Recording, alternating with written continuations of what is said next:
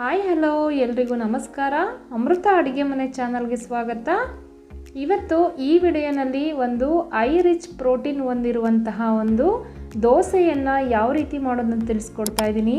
ತುಂಬಾ ಇನ್ಸ್ಟೆಂಟಾಗಿ, ತುಂಬ ರುಚಿಯಾಗಿ, ತುಂಬ ಆರೋಗ್ಯಕರವಾದಂತಹ ಈ ದೋಸೆಯನ್ನು ನಾವು ಸುಲಭವಾಗಿ ಮನೆಯಲ್ಲೇ ಮಾಡ್ಕೋಬೋದು. ಇದ್ರ ವಿಶೇಷ ಮತ್ತೊಂದೇನಪ್ಪ ಅಂದರೆ ನಾವು ರುಬ್ಕೊಂಡಿದ್ದ ತಕ್ಷಣವೇ ಈ ದೋಸೆಯನ್ನು ಮಾಡ್ಕೋಬೋದು. ತುಂಬಾ ಈಸಿ, ತುಂಬಾ ಹೆಲ್ತಿಯಾದಂತಹ ಈ ದೋಸೆನ ನಾವು ಮನೆಯಲ್ಲೇ ಯಾವ ರೀತಿ ಮಾಡ್ಕೊಳ್ಳೋದು ಅಂತ ತಿಳಿಸ್ಕೊಡ್ತಾ ಇದ್ದೀನಿ. ವಿಡಿಯೋನ ಸ್ಕಿಪ್ ಮಾಡಲಾರ್ದೆ ಪೂರ್ತಿಯಾಗಿ ನೋಡಿ.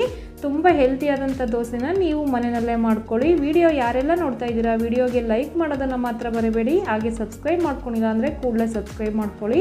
ಬನ್ನಿ ಈಗ ಇದಕ್ಕೆ ಬೇಕಾಗಿರೋ ಸಾಮಗ್ರಿಗಳೇನಂತ ನೋಡೋಣ. ಇಲ್ಲಿ ಒಂದು ಪ್ಲೇಟ್ನಲ್ಲಿ ನಾನು 1 ಕಪ್ನಷ್ಟು ರೇಷನ್ ಅಕ್ಕಿಯನ್ನು ತೊಗೊಂಡಿದ್ದೀನಿ. ಹಾಗೆ ಅರ್ಧ ಕಪ್ನಷ್ಟು ಹೆಸರು ಕಾಳನ್ನು ಸೇರಿಸ್ತಾ ಇದ್ದೀನಿ.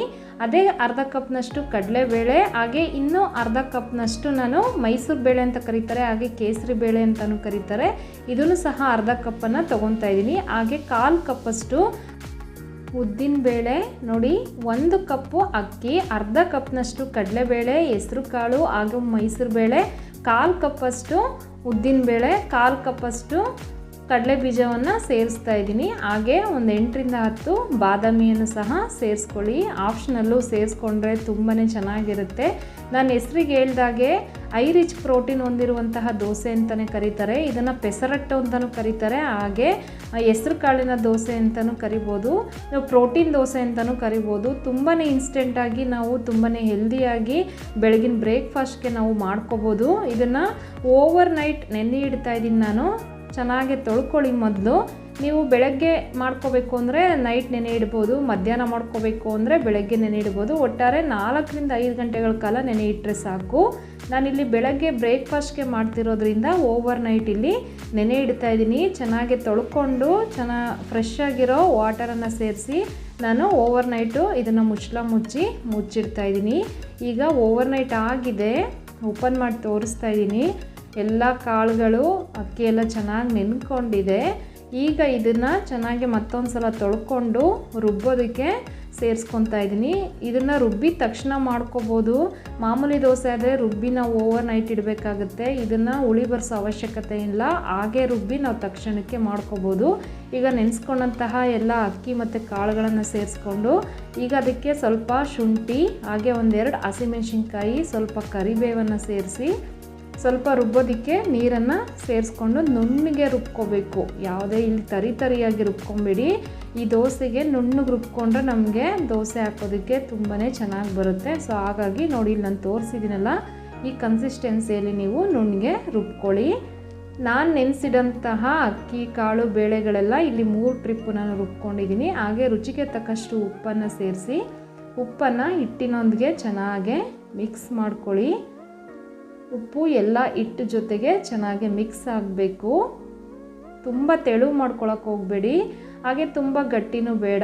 ದೋಸೆ ಹಿಟ್ಟಿನ ಹದದಲ್ಲಿ ಇದ್ದರೆ ಸಾಕು. ನಮಗೆ ಈಗ ದೋಸೆ ಸಂಪಣ ಕಂಪ್ಲೀಟಾಗಿ ರೆಡಿಯಾಗಿದೆ. ಒಂದು 10ರಿಂದ 15 ನಿಮಿಷ ಬಿಟ್ಟು ನಾವು ಇನ್ಸ್ಟೆಂಟಾಗಿ ದೋಸೆಯನ್ನು ಹಾಕೋಬೋದು.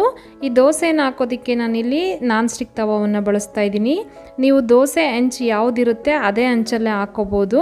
ಯಾವ ದೋಸೆ ಹೆಂಚು ಮೇಲೆ ಹಾಕಿದ್ರೂ ಕೂಡ ತುಂಬಾ ಚೆನ್ನಾಗೇ ಬರುತ್ತೆ. ನೋಡಿ, ಅದು ಬಳಿತಾ ಇರೋ ಟೆಕ್ಸ್ಚರ್ ನೋಡಿದ್ರೆ ನಿಮ್ಗೆ ಗೊತ್ತಾಗ್ತಿದೆ ಅಲ್ವಾ, ಮಸಾಲೆ ದೋಸೆ ಥರ ಬಂದಿದೆ.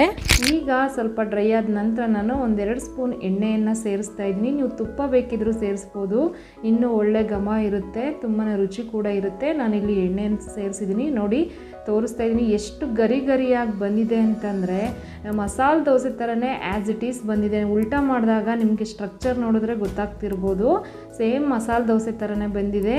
ತುಂಬಾ ಈಸಿಯಾದಂತಹ ರೆಸಿಪಿ, ಹಾಗೆ ತುಂಬಾ ಹೆಲ್ದಿಯಾದಂತಹ ರೆಸಿಪಿ. ಇಂಥ ರೆಸಿಪಿಗಳನ್ನು ನಾವು ಮಕ್ಕಳು ಲಂಚ್ ಬಾಕ್ಸಿಗೆ ವೆರೈಟಿಯಾಗಿ ಮಾಡಿಕೊಡ್ಬೋದು. ಮಕ್ಕಳು ಕೂಡ ವೆರೈಟಿ ಟಿಫನ್ಗಳನ್ನ ಇಷ್ಟಪಡ್ತಾರಲ್ವ, ಆವಾಗ ಈ ಥರ ವೆರೈಟಿಯಾಗಿ ಮಾಡ್ಕೋಬೋದು. ಹಾಗೆ ನಮಗೆ ಒಂದೇ ಥರ ದೋಸೆ ತಿಂದು ಬೇಜಾರಾದಾಗಲೂ ಸಹ ಈ ರೀತಿಯಾಗಿ ದೋಸೆಯನ್ನು ನಾವು ಮಾಡ್ಕೊಬೋದು. ನಾವಿದರಲ್ಲಿ ಎಲ್ಲ ಬೇಳೆಕಾಳುಗಳನ್ನ ಸೇರಿಸಿರೋದ್ರಿಂದ ತುಂಬಾ ಆರೋಗ್ಯಕ್ಕೆ ಒಳ್ಳೆಯದು. ಈಗ ಮತ್ತೊಂದು ದೋಸೆ ಹಾಕಿ ತೋರಿಸ್ತಾ ಇದ್ದೀನಿ. 1-2 ಸ್ಪೂನ್ ಎಣ್ಣೆಯನ್ನು ಸೇರಿಸಿ ಮತ್ತು ಉಲ್ಟಾ ಮಾಡಿಕೊಂಡು 1 ನಿಮಿಷಗಳ ಕಾಲ ಬೇಯಿಸ್ಕೊಂಡ್ರೆ ಸಾಕು.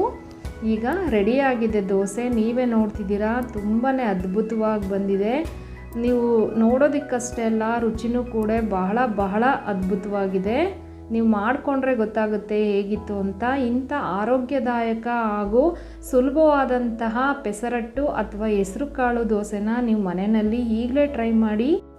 ವಿಡಿಯೋ ಇಷ್ಟ ಆದರೆ ಲೈಕ್ ಮಾಡೋದನ್ನು ಮಾತ್ರ ಮರಿಬೇಡಿ. ಹಾಗೆ ಹೇಗಿತ್ತು ಅಂತ ನನಗೆ ಕಮೆಂಟ್ ಮೂಲಕ ತಿಳಿಸಿ. ಮುಂದಿನ ರೆಸಿಪಿಯೊಂದಿಗೆ ನಾನು ನಿಮ್ಮ ಮುಂದೆ ಬರ್ತೀನಿ. ಅಲ್ಲಿವರೆಗೂ ಕೀಪ್ ವಾಚಿಂಗ್. Thank you.